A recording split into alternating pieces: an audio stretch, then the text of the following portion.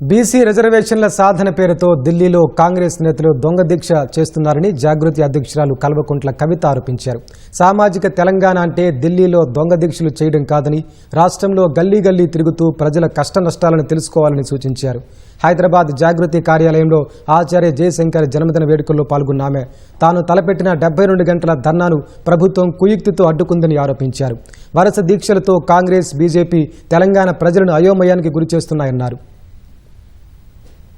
సామాజిక తెలంగాణ సాధన అంటే ఢిల్లీకి పోయి ఉట్టి ధర్నాలు చేసుడు కాదు.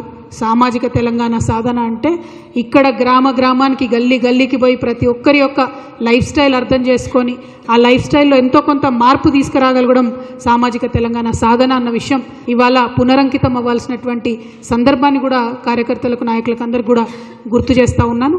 రెండింటిని కూడా తీసుకొని జాగృతి ముందుకెళ్తుందని చెప్పి మళ్ళొకసారి తెలియజేస్తున్నాం.